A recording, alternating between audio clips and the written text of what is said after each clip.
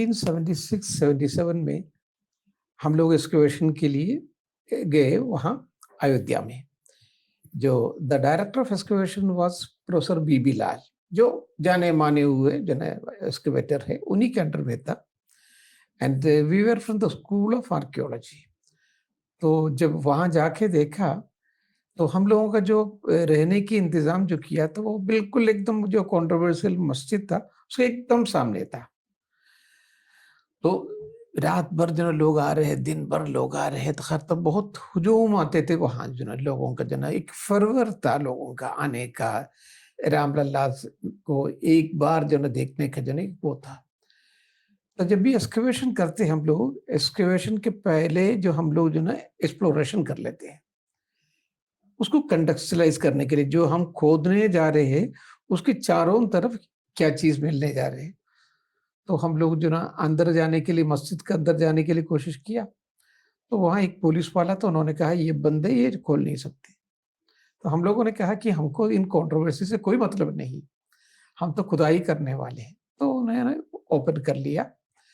तो हम अंदर जाके देखा तो ये मस्जिद का जो पिलर्स जितने भी थे, जिसके ऊपर ये एक मस्जिद खड़ा था, वो सब जो ना मंदिर के पिलर्स थे। तो सवाल ये आ जाते हैं, ये आप कैसे कहेंगे ये मंदिर का पिलर है, मस्जिद का पिलर है या गिरजाघर का पिलर है? तो हम लोगों को जो प्रिसाइसली उसी के लिए हम लोगों को ट्रेनिंग करते हैं। अच्छा, उसमें हम ये भी बता पाएंगे कि अप्रोक्सीमेटली ये कितने साल पुराना है, ये 1200 बी का है या 1300 का है या 1400 का। थोड़ा सा फर्क जरूर होगा, लेकिन अप्रोक्सीमेटली बता पाएंगे, जिसको हम लोग कहते हैं स्टाइलिस्टिक डेटिंग कहते हैं। तो उसी के हिसाब से हम लोगों ने जब डेटिंग करने के लिए देख कोशिश किया, तो 12th सेंचुरी की लगा कि हम लोगों ने 12th सेंचुरी का एडी का, नॉट बीसी का है करके।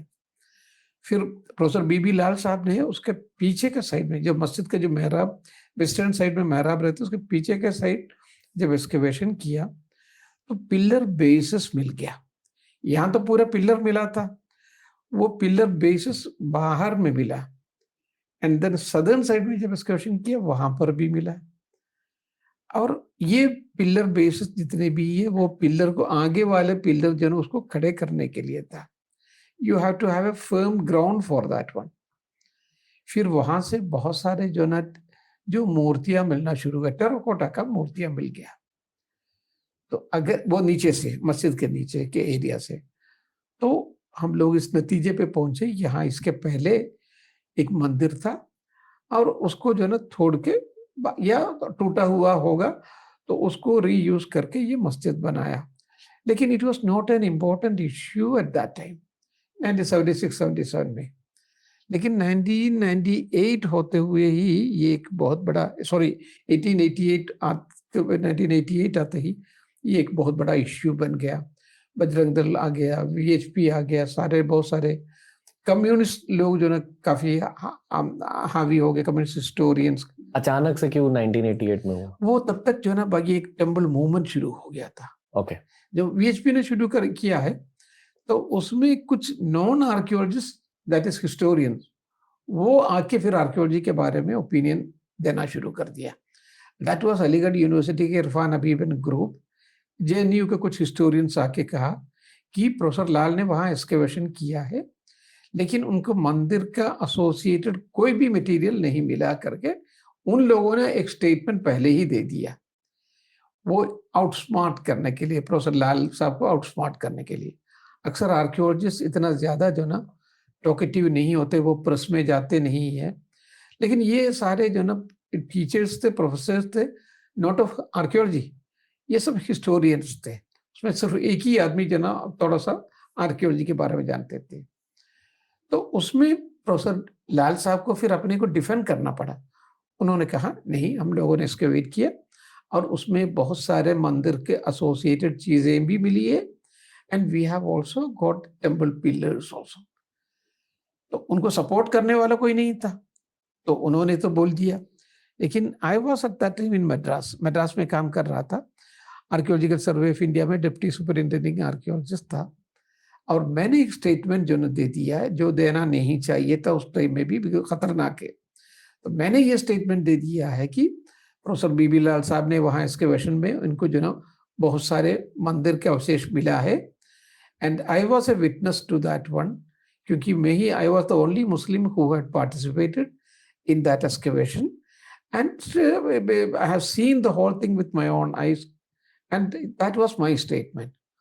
उसमें मैंने एक चीज और जोड़ा है, मैंने कहा this is as important for Muslims, for Hindus, this is as important for Hindus as Makkah and Medina are for Muslims. Hence Muslims should have willingly handed it over for Hindu community to construct a huge Rama temple. That was also my statement. So obviously I am a government servant, I should not have given. Number two, it was against the whole Muslim communities, जो ना वो पूरा उस time में पूरी powerful था, उन्हीं के खिलाफ था. तो ऑब्वियसली मेरे खिलाफ जो ना बहुत ज्यादा जो ना, एंड स्पेशली कम्युनिस्ट हिस्टोरियन ले बहुत ज्यादा जो ना उन लोगों ने मेरे खिलाफ जो ना बात करना शुरू कर दिया, लेकिन प्रेस में देने की हिम्मत किसी को भी नहीं हुआ, क्योंकि I was the only Muslim who had participated in that excavation. इन लोगों में से कोई भी वो साइट में एक्सकवेशन के टाइम में आया नहीं था, कोई भी मार्क्सिस्ट हिस्टोरियन. आई थिंक आपका इंटेंट एकदम साफ था, बहुत साफ था, बहुत साफ था. पर जो मैच्योरिटी आपके दिल में अब है, हाँ. उस मैच्योरिटी के साथ अगर आपने तब डिसीजन ली होती तो शायद आप खुल के ये नहीं कहते. नहीं, वो बहुत ज्यादा मैच्योर होगा तो खैर तो वो आप जो ना इतना खुल के बात नहीं कर पाएंगे. जी. I was not that intelligent. सिर्फ 2 घंटे में बदल जाएगी आपकी जिंदगी, जरा रुकिए, सुनकर जाइए. आपकी एज क्या थी तब? कौन सी? तब क्या एज थी आपकी? 39 ऐसी कुछ होगा. ओके. बट आप रिग्रेट करते हो वो डिसीजन को? नहीं, that was a right decision. Regret नहीं करता हूं मैं. बट आपको मुश्किलों को झेलना पड़ा? ये झेलना पड़ा तो जेल अब भी झेलता हूं. झेलना पड़ा, that is a different thing. Okay. अभी भी झेलते हो? अब भी झेलता हूं, because it is from Muslim community. इसी तरीके के जो एक ओपिनियन का है ना, that is very dangerous. Specially मैं जिस जगह से आता हूँ, ये कैलिकट शहर है, वहाँ तक तो मुस्लिम मेजॉरिटी एरिया है, and specially there is a small town that is known as Koduvally. वहाँ तो कई इस तरीके का ऑर्गेनाइजेशन, मुस्लिम ऑर्गेनाइजेशन बहुत एक्टिव है. तो it is very dangerous. And मेरा कंडीशन जो ना after the coming of this judgement आने के बाद जो ना बहुत ही, I mean it was very this one, I mean dangerous situation था. ओके. डेंजरस सिचुएशन इतना था कि किसी भी टाइम में जो ना कुछ भी हो सकता था. Okay. लेकिन I could survive it not because the support of this BJP and RSS. उन लोगों ने कोई सपोर्ट नहीं दिया. हाँ, नहीं सपोर्ट नहीं दिया, बिल्कुल सपोर्ट नहीं दिया. So I had to flee from Calicut to, कुछ दिन बिहार जाके रहना पड़ा, कुछ दिन भोपाल, क्योंकि जहां जहां मैं काम करता था, कुछ दिन गोवा जाके किया है, कुछ और जगह पे जाके then I had to take asylum. इन लोगों ने कुछ नहीं किया. मैं गवर्नमेंट एजेंट का भी नहीं था. अभी भी मैं खुल के इनके खिलाफ बात करता हूँ, बीजेपी के खिलाफ खुल के बात करता हूँ. अभी आपके सामने ही बात किया है. कोई गवर्नमेंट एजेंट नहीं, जो हालात थे, रियलिटी है, उसी की बात करता हूँ. क्योंकि मुसलमानों को छोड़ देना चाहिए था, उस टाइम में ही छोड़ देना चाहिए था. अगर छोड़ दिया होता, द होल इंडियन एटमॉस्फेयर जो है ना, जो रिलेशनशिप बिटवीन द कम्युनिटीज, वो बहुत अच्छा होता. वो इसलिए छोड़ना चाहिए था. मुसलमानों के लिए तो सिर्फ एक मस्जिद है, लेकिन हिंदू के लिए सिर्फ एक मस्जिद नहीं है, एक मंदिर नहीं है, पूरा हिंदुइज्म का दार मदार है ये. तो मुसलमानों के लिए अगर प्रॉफिट मोहम्मद से अगर कोई रिलेशन इस मस्जिद को होता, तो फिर मैं भी ये कहता कि जो ना, मैं भी आपके साथ हूं. या कोई औलिया किराम जैसे सलीम चिश्ती है, या निजामुद्दीन औलिया है, या अजमेर की शेख है, इन लोगों से भी कोई ताल्लुक होता, तो मैं भी उन्हीं के सामने साथ खड़े हो जाता. क्यों? For them it is a simple mosque. और वहाँ जो मुस्लिम कम्युनिटी भी बहुत कम है, मैं जानता हूँ, मैं क्योंकि 2 महीने तक वहाँ रह चुका हूँ. तो आराम से छोड़ सकता था, और छोड़ना चाहिए था. लेकिन उनको बरगलाया. मुसलमान काफी लोग सोच भी रहे थे छोड़ने के लिए, काफी लोग जो डिस्कशन भी चल रहे थे, लेकिन उनको बरगलाया यही communist historian Irfan Habib and JNU के कुछ लोगों ने. That created the whole problem. उनकी इंटेंशंस क्या थी? इरफान सर उनकी की और इरफान हबीब जो ना ही just wanted to take political advantage out of all this things, क्योंकि वो आईसीएचआर का चेयरमैन और बाकी सारी चीजें आईसीएचआर को, फिर जो ना उनको एक्सटेंशन चाहिए था, इस तरीके के जो ना वो चीजें करते रहते हैं। तो दैट वाज देयर एडवांटेज, पूरा हिस्ट्री आईसीएचआर जो ना उनके अंडर में ही रहना चाहिए, that was their this one. Otherwise जो ना वो कुछ और चीजें नहीं है। लेकिन उससे जो ना कम्युनिटी को, मुस्लिम कम्युनिटी को, इंडियन कम्युनिटी, हिंदू कम्युनिटी को and India as a whole नुकसान बहुत ज्यादा हुआ, जो अब जो है फिलअप करना बड़ा मुश्किल है। इतना ज्यादा जो है कम्युनिटीज अलग अलग हिस्से में बट गया। आई वांट टू नो कि जनरली आपके जितने भी मुस्लिम रिलेटिव्स हैं या Yeah. मुस्लिम दोस्त हैं जिनके साथ आप पले बड़े बेसिकली, Yeah. उनका क्या मानना है आपके ओपिनियंस को लेकर? वो लोग जो ना बहुत सारे लोग जो ना मेरे खिलाफ बहुत ज्यादा है। कुछ लोग जो ना पीएफआई जो जो बैंड ऑर्गेनाइजेशन है, जो PFI popular front of India करके जो आजकल जो बैन किया हुआ है, उसके भी मेंबर से हम लोग जो ना मदरसा में एक साथ थे, स्कूल में वो मेरे एक साल ऊपर थे। तो इस तरीके के बहुत सारे लोग हैं, इसीलिए my condition was very dangerous. I come from that, not only from that community, from that area also. लेकिन जिस तरीके से मुझे प्रोटेक्शन इन लोगों को बीजेपी और आरएसएस को देना चाहिए था, उन लोगों ने बिल्कुल नहीं किया। बाद में बहुत दिनों के बाद उन लोगों ने कहा वो मुझे अहमदाबाद में शिफ्ट करने के लिए तैयार है। तब तक उनका नीयत मुझे बहुत साफ मालूम हो गया था कि ये लोग कुछ करने वाले नहीं है। तो मैंने कहा कि फिर मैंने मना कर दिया, मैंने कहा मुझे कोई ज़रूरत नहीं है करके मना। लेकिन ये मार्क्सिस्ट गवर्नमेंट ने 3 साल तक जो ना मुझे पुलिस का प्रोटेक्शन दिया। आप कांग्रेस की बात कर रहे हो? नहीं, मैं बीजेपी और आरएसएस की बात कर रहा हूँ। मार्क्सिस्ट गवर्नमेंट, मार्क्सिस्ट पार्टी जो है, जिनको मैंने बहुत अपोज किया था, उन लोगों ने, क्योंकि केरला में जो मार्क्सिस्ट पार्टी था, रूलिंग पार्टी मार्क्सिस्ट था, उन लोगों ने मुझे पुलिस प्रोटेक्शन दिया 3 साल तक। मैं बाहर बहुत कम निकलता था। प्रोटेक्शन उन्हीं लोगों का है, इन लोगों का नहीं है। ओके। 1988 में आपने ये स्टेटमेंट दी, या एम आई राइट? या अभी मैं आप नहीं, 1988 में, 1990 15 दिसंबर ओके ये स्टेटमेंट जो अखबार इंडियन एक्सप्रेस में आया था। 1990 से 2023 तक 2 कहानियों के बारे में बताइए। 1976 से 1977 से मैं आपको 1990 से पूछ रहा हूँ। 19 मतलब अच्छा, ये हाँ, अच्छा 2 कहानी बताइए। अच्छा पहली कहानी कि अयोध्या इशू पैन आउट कैसे हुआ, या जो स्पेशली स्कूल चिल्ड्रन है, कॉलेज स्टूडेंट्स है जो ये पॉडकास्ट देख रहे हैं, अच्छा जिनका जन्म 2005 के बाद हुआ है, अच्छा वो जानते ही नहीं कि क्या हुआ है अयोध्या इशू को लेकर। ठीक है, तो पहली कहानी ये समझाइए क्या हुआ फिर, क्योंकि तब हिंदू और मुस्लिम कम्युनिटीज के बीच बहुत बड़ी दरार आ गई। और दूसरी कहानी खुद के पर्सपेक्टिव से सुनाइए कि आपकी लाइफ कैसे बदल गई। नहीं, मेरी लाइफ जो है फिर मैं बाहर निकल नहीं सकता था, क्योंकि डेंजरस था कि बाहर निकलना। And I was living in Calicut only, क्योंकि मैं अपनी टाउनशिप पे वहाँ से आके, Calicut is a bigger town, वहाँ थोड़ा सा और चीज़ें जो ना बड़ा है, तो मैं कैलिकट आके रहा। लेकिन वहाँ से भी मैं घर के बाहर बहुत कम निकलता था। एंड देयर वाज पुलिस, और जब भी मैं जाता था तब पुलिस मेरे साथ आया करते थे।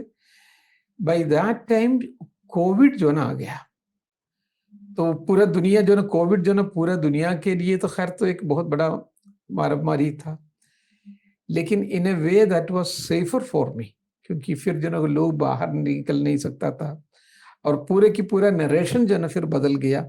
ऑलमोस्ट फॉर 2 years जो ना पूरा दुनिया डेड हो गया। इसी वजह से मैं बच गया, वरना आज ये कहानी आपसे कहने के लिए मैं नहीं होता। मर्डर का अटेम्प्ट हुआ आपका? मर्डर का अटैक नहीं था, लेकिन वो वहां सब कुछ हो सकता था। ओके। कोई इस तरीके की, पुलिस हमारा साथ था, तो इसीलिए जो ना बच गया। And by that time this Covid भी आ गया, इसीलिए चीजें जो ना बदल गया। अब पूरा अयोध्या इशू समझाइए, क्या हुआ 1990 के बाद? 1990 के बाद जो ना फिर दोबारा जो एक्सकवेशन हुआ है, क्योंकि उसमें डिस्कशन ये चल रहा था, ठीक है, कुछ हिस्टोरियंस कह रहे हैं कि वहाँ इसकी इसमें अयोध्या का एसोसिएटेड, मंदिर का एसोसिएटेड कोई चीज मिला नहीं, ये कम्युनिस्ट हिस्टोरियंस का कहना था। आर्कियोलॉजिस्ट ये कह रहे थे कि नहीं, वहां से बहुत अवशेष मिला है, मंदिर से एसोसिएटेड चीजें मिली है, और वो भी मस्जिद के नीचे है। This was the argument of archaeologist. वो हिस्टोरियंस का बेसिस क्या था? उनको कोई बेसिस नहीं है। उन्होंने ये कहा कि उन्होंने प्रोफेसर लाल साहब को कोट करते हुए कहा, लाल साहब ने वहां एक्सकेवेशन किया है, उनको मंदिर से कोई अवशेष नहीं मिला। लाल साहब को फिर जो ना, क्योंकि लाल साहब जो ना ज्यादा प्रेस स्टेटमेंट वगैरह देते नहीं थे, उन्होंने प्रेस स्टेटमेंट देना पड़ा, नहीं हम लोगों को मिला है और जो ना बहुत सारे अवशेष मिला है करके he gave a press statement. उनको सपोर्ट करते हुए मैंने फिर इंडियन एक्सप्रेस में ये दिया, मैं उसी में पार्टिसिपेट किया था। लाल साहब का कहना सही है, और वो दूसरे लोगों ने वहां देखा भी नहीं है, एक्सकेवेशन देखा भी नहीं है, और इस तरीके से उनको ओपिनियन कहना नहीं चाहिए था। और मैंने शो के थ्रू ये जाना है कि आर्कियोलॉजिस्ट हमेशा एविडेंस बेस्ड होते हैं, यस, कभी कभी हिस्टोरियंस नैरेटिव बेस्ड होते हैं। यस, शो पर भी कुछ हिस्टोरियंस आए जो नैरेटिव बेस्ड हैं। बिल्कुल, it's a part of their job. बिल्कुल। हमें आर्कियोलॉजिस्ट को जब तक आपको एविडेंस नहीं मिलेंगे तब तक आप बोलेंगे नहीं। ये आपकी ट्रेनिंग का बहुत जरूरी हिस्सा होता है। जरूरी हिस्सा है। साइंटिस्ट और आर्कियोलॉजिस्ट हमेशा एविडेंस के थ्रू बात करेंगे। एविडेंस की बात है। ओके। और इंटरप्रिटेशन, वो लोग सिर्फ इंटरप्रिटेशन करते हैं, और वो भी कोई जरूरी नहीं उनके लिए, जो ना इंटरप्रिटेशन के लिए उनको एविडेंस पास आए, वो कोई जरूरी नहीं है। तो ये चल रहा था। तो कुछ लोगों ने कहा ठीक है, एक ग्रुप कहते हैं है, दूसरा ग्रुप कहते हैं नहीं है, तो why can't we do a second excavation. तो वो सेकंड एक्सकवेशन बाद में जब इलाहाबाद हाई कोर्ट ने जब डिसीजन दिया, तो वो सेकंड एक्सकवेशन हुआ। तो that was under professor doctor B R. Mani, and he is an eminent archaeologist, eminent historian, आजकल नेशनल म्यूजियम का डायरेक्टर जनरल भी है, and very very very very precisely and concisely excavate करते हैं। तब इसको रोकने के लिए, वो एक्सकेवेशन रोकने के लिए इन लोगों ने बहुत कोशिश किया। इरफान हबीब एंड ग्रुप बहुत कोशिश किया, मुझे भी अप्रोच किया था उन लोगों ने किसी भी तरीके से रुकवाने के लिए। तो मैंने कहा था भी कोई रोक नहीं पाएंगे, क्योंकि it is a direction from the honourable high court. आपको क्यों कन्विंस करने की कोशिश कर रहे थे वो? नहीं, कन्विंस करने के लिए नहीं, मुझे जो ना इसमें इंटरवेन करके इसको एक्सकेवेशन को, दोबारा एक्सकेवेशन को रोकने के लिए। उन लोगों को तो पता हो गया था कि एक्सकेवेशन, मैंने भी पहले उनके लोगों से, सैयद शहाबुद्दीन उस जमाने में जो ना इसका जो ना बहुत बड़ा स्पीकर था, मैंने उनसे कहा था सर दोबारा एक्सकेवेशन मत करवाइए, इसको आप जो है ना गिफ्ट कर दीजिए इस लैंड को। दोबारा अगर आप एक्सकेवेशन करवाएंगे फिर बहुत सारी चीजें और निकल आएगा। ये उन्होंने मुझे पटना में, उस टाइम में मैं पटना में पोस्टर था, मुझे बुलाया भी था उन्होंने, तो मैं जाके उनसे बात भी किया, लेकिन वो मानने के लिए तैयार नहीं थे। वो जो इरफान हबीब के इन्फ्लुएंस में आ गए थे। जब दोबारा एक्सकवेशन किया, हम लोगों को जो ना पहले 12 पिलर्स मिले थे, मोर देन 50 पिलर्स की जो ना बेसिस मिल गया नीचे से, more than 50 pillars, and that too in 17 rows में, 17 रोस में पूरे की पूरा मिला। और उसके बाद जो ना फिर बहुत सारे जो ना terracotta, this one I mean idols मिले वहां से, एंड देन एक इंस्क्रिप्शन, वो जो इंस्क्रिप्शन जो मिला था, वो जो मस्जिद तोड़ा तो उसी टाइम की ही, and that is in 20 lines का एक इंस्क्रिप्शन है। उसमें बहुत क्लियरली ये लिखा है, this temple is dedicated to that lord Vishnu who has killed 10-headed person। वो 10-headed person कौन है? Ravan. And who had killed Bali, who is that? Ram, Shri Ram. तो ये सब इंस्क्रिप्शन मिल गया। फिर वो प्रणाला मिल गया। प्रणाला क्या है? जो गर्भगृह के मंदिर में, उसमें जो अभिषेक जल निकालने के लिए, and that will be always towards the northern side. तो वो मकर प्रणाला कहते हैं, क्योंकि क्रोकोडाइल हेड होगा उसका। क्रोकोडाइल का मतलब ये है कि वो that represents this one river Ganga. तो वो मकर प्रणाला मिला। अब ये बताइए, कोई मस्जिद से आपको जो ना मकर प्रणाला मिल सकते? नहीं मिल सकते। सिंपल, बहुत सिंपल चीजें हैं। तो इस तरीके से बहुत सारे एविडेंसेस मिल गया. It was on the basis of that the Honorable Supreme Court had come to the decision that there was a huge temple before the mosque, and the Supreme Court has given a very good this one also judgment also. इतना अच्छा judgement मैं supreme court की तरफ से उम्मीद नहीं कर रहा था. आपकी लाइफ कैसे बदली है तब मेरी से? लाइफ से जो ना ये मैंने जब भी इस तरीके के जो ना मौका मिलता है, you have to be one thing, आपको सच रहना चाहिए and your intention should be very pure. हम लोग जो ना देश के लिए काम करते हैं and our intention is only the country, not this party और दैट पार्टी. ये नहीं हमारा. तो इसलिए जो ना हमारा जो ना हर एक मौका जब भी अपोजिशन आते थे, प्रॉब्लम्स आते थे, मैं हमेशा ये सोचा करता था ये तूफान आपको उठाने के लिए. तो for me it had no problem. Muslim community में इस इशू को लेकर सेंटिमेंट क्या है अब? मुस्लिम पे काफी लोग ये सोचते हैं कि ये ना एक मसला हल हो गया and they are very happy. Muslim जो ना एक मसला हल हो गया, अब इसको दोबारा उठाना नहीं चाहिए. उठाने के लिए मार्क्सिस्ट ग्रुप ने काफी कोशिश किया था, लेकिन वो फेल